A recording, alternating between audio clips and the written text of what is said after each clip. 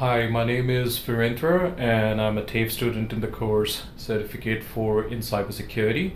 I'm doing this recording for an assessment in Unit 6 and the assessment number is Assessment 2. So for this recording I have two people from the DataTrust staff here. There's Teresa Lisbon, there's Patrick Jane. So thanks for taking out time to attend today's session, both of you guys. It's really appreciated. So I'll give you some reports that I'll discuss today. So this is your copy, and this is yours, and well, this is my copy. So the topic of discussion today is some changes that have been proposed in the policies and procedures at DataTrust. So I'm going to go through them one by one, and then once I've described all the different policies and procedures and the updates in them, we will have a short question and answer round. So alright, let me start with the first one. So there were some changes that were deemed necessary in the copyright policy. So these are the changes that have been suggested. So the copyright on the DataTrust website is protected under the laws stipulated under Copyright Act 1968. The organization undertakes periodic review and copyright audits to ensure that DataTrust remains within the law when using third-party content. DataTrust also requires its employees, contractors, subcontractors, and subsidiaries to adhere to Australian copyright law and all changes or amendments within it. Copyright work is still considered to be protected even if not registered or not carrying the copyright symbol. DataTrust employees and contractors may only reproduce, disseminate, or distribute copyrighted work under prior approval from the compliance department. And persons and entities hired by DataTrust are held accountable to the responsible use of copyrighted material and are required to promote copyright compliance in their produced works. The next topic to discuss is the additions to the copyright procedures. So there are a few points here. So DataTrust employees must adhere to the regulations as stipulated under the Copyright Act 1968. Employees are also required to follow guidelines stated in the IPR, or the Intellectual Property Rights Policy. Employees are prohibited from any illegal reproduction or commercial publication of copyrighted material under the ownership of DataTrust. Any breaches would be subject to disciplinary review and subsequent action, and that could even include termination of employment. So this is very important that everyone adheres to the correct use of copyrighted material. The next one is employees are required to seek express permission of the copyright owner before using any material for their published works. Employees are expected to promote a culture of copyright compliance, and they are supposed to report any breaches to the organization's copyright compliance officer. So it is something that we are all responsible for, and we are required to report any breaches, even if belated. We should try and report all breaches so that we can ensure the compliance aspect is followed well.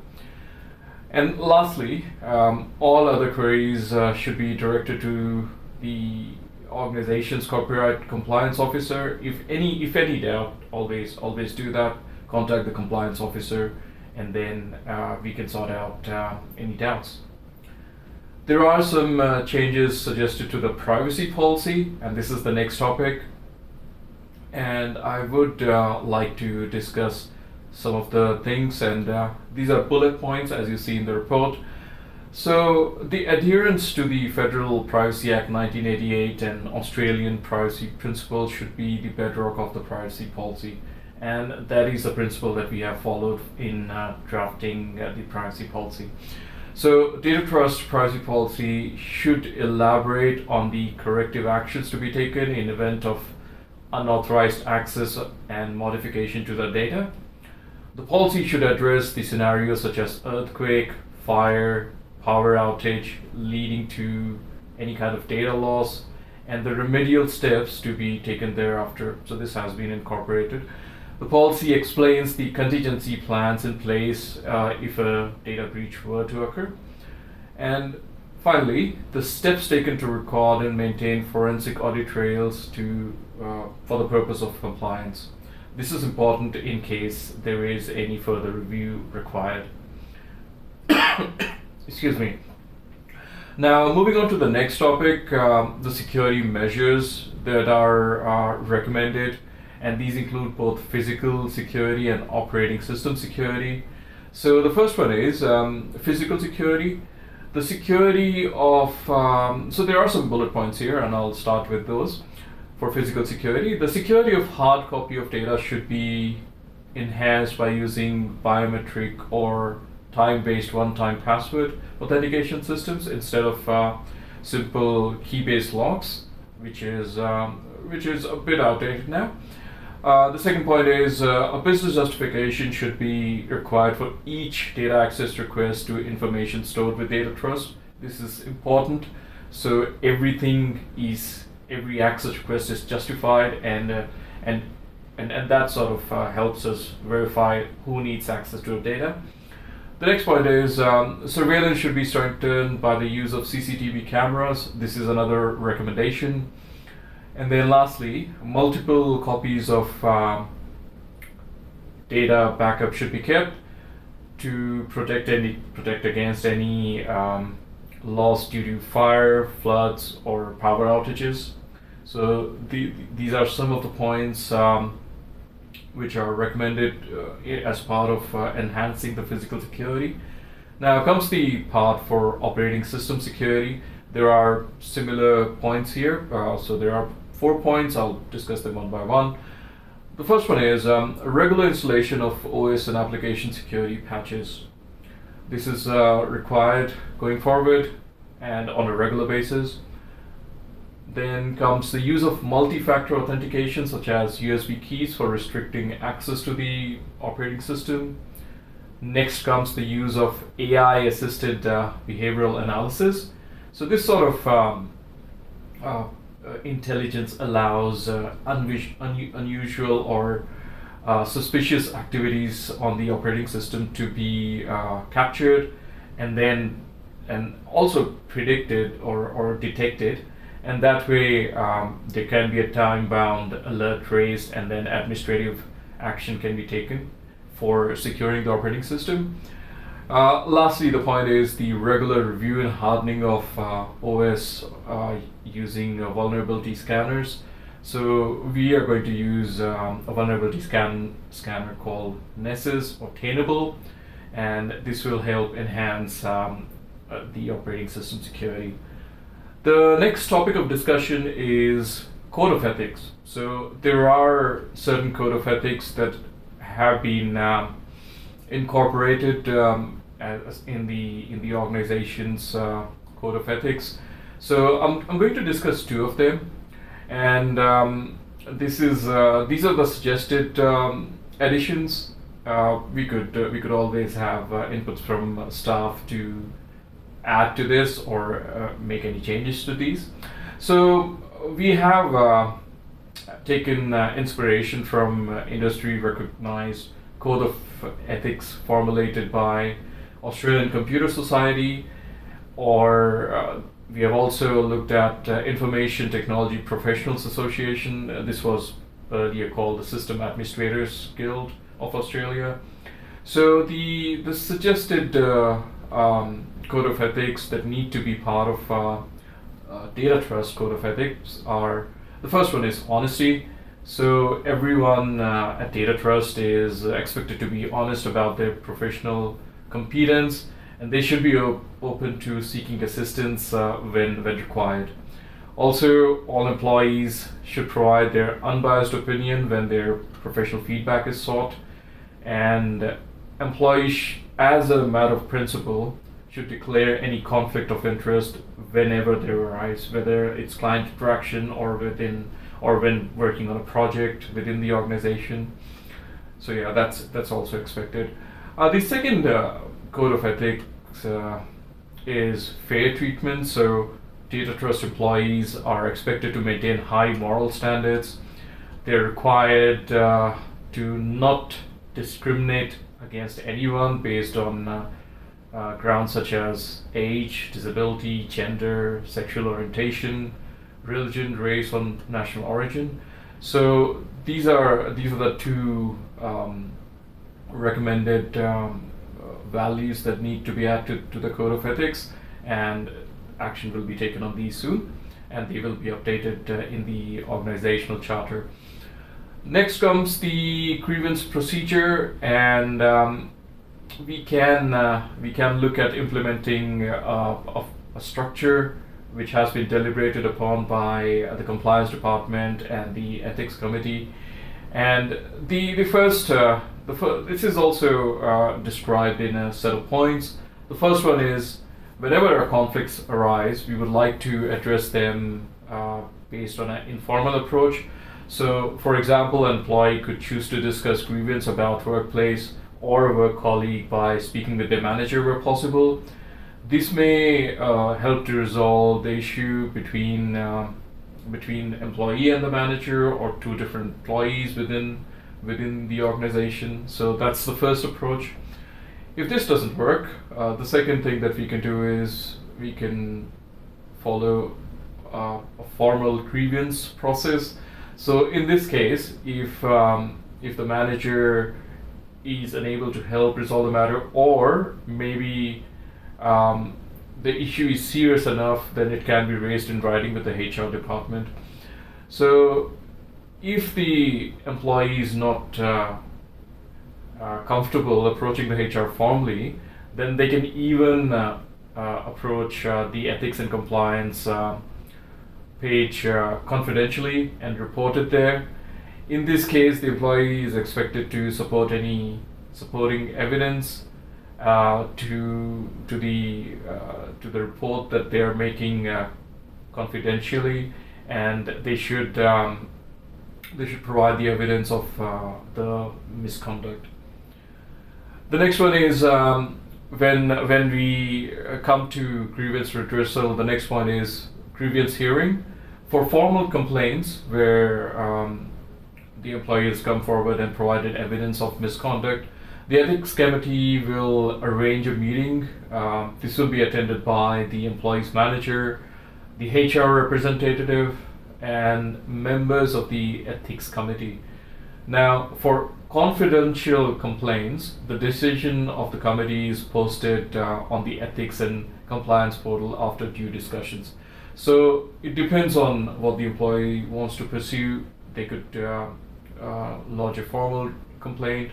They could also do it confidentially, but just keep in mind that in both cases, the feedback or the outcome will be reported slightly differently.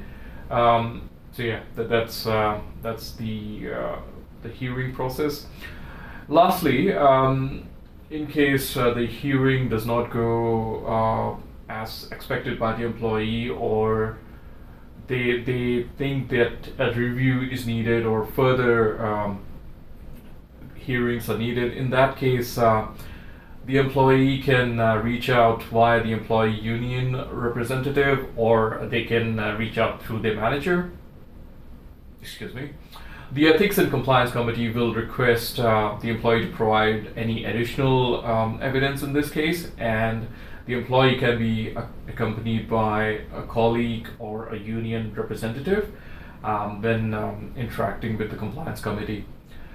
Following the review, the committee will provide the final decision on the issue.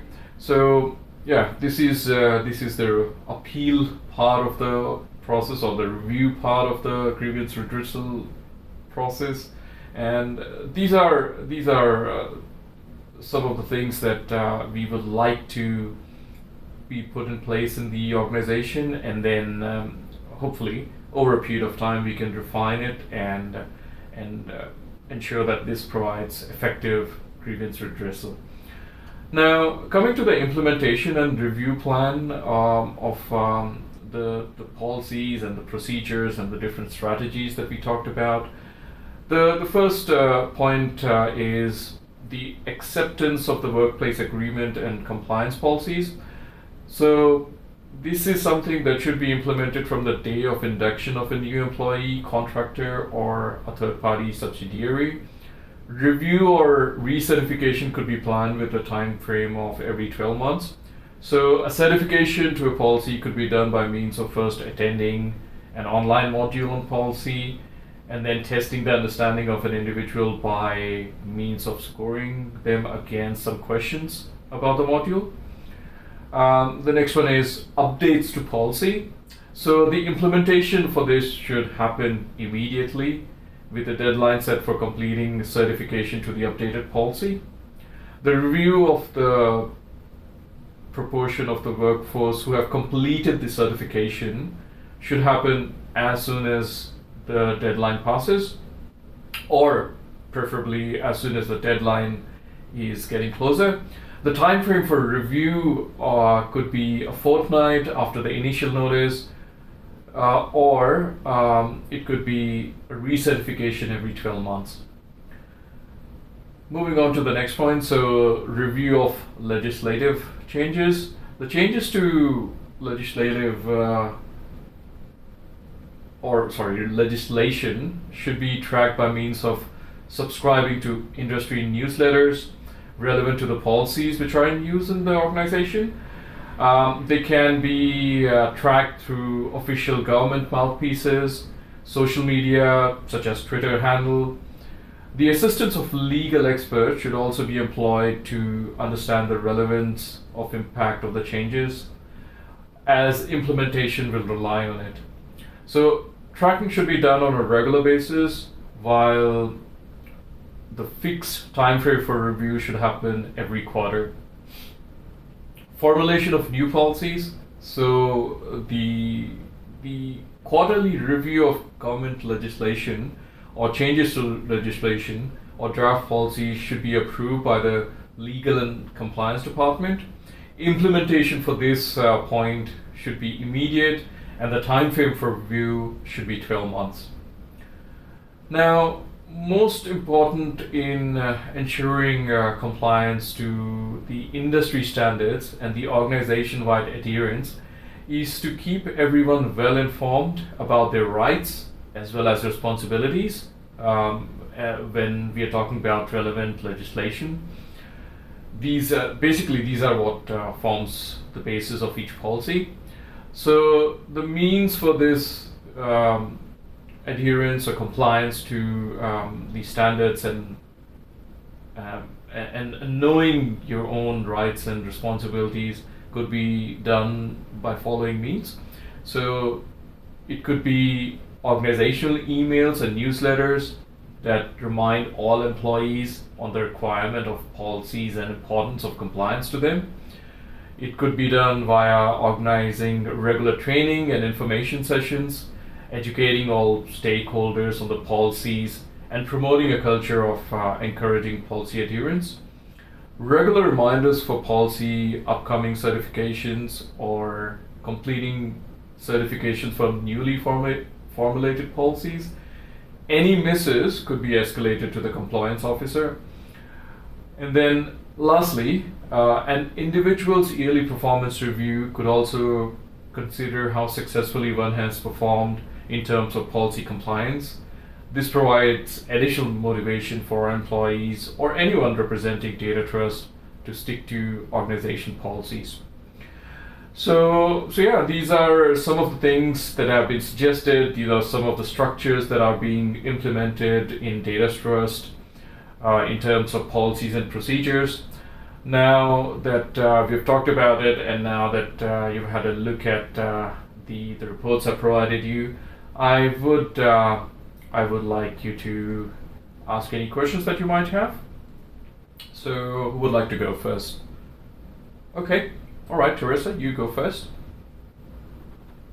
I am doing a postgraduate study program. Is it possible for me to use some public material related with DataTrust?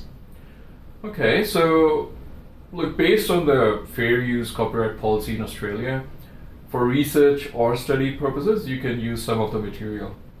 But always keep in mind, if you feel there's any doubt on the material that you're planning to use, just reach out to the compliance department for confirmation. So, Patrick, do you have any question? I am not a paying member of the employee union. Could I still raise an issue with them regarding the result of my grievance hearing? Okay, well, good question. So, for the purpose of grievance redressal, all employees can approach the employee union. So you don't have to be a paying member of the employee union. You can always approach the employee union for any matter related to grievance redressal. Okay, any more questions? How do I contribute to formulation of new policies? Okay, so as soon as the government notifies a new legislation, the legal and compliance department at DataTrust reviews it in the context of the organization and provides a window of opportunity to employees to seek clarification, or they can participate in the discussions. And this is done by means of a weekly newsletter. Any such policy formulation discussions, these are communicated via the weekly newsletter, and that is something that provides an opportunity for employees to volunteer. Any other questions? What did you mean by recertification to policy? Okay, so look, there are certain policies to which employees have to get certified to, let's say at the time of induction, by means of, let's say, doing a training or going through an online module and answering some questions about it to show that you understand the policies correctly. But employees will also get an yearly reminder to review the relevant policies and keep up to date with the changes by means of sitting for a learning module and then testing their understanding against it. So this is let's say more applicable for people who have, let's say, completed the first year or completed a few years at the organization. So every year they will have to sit for the module and then test their understanding of it, and that is how they can recertify, or they can be considered recertified to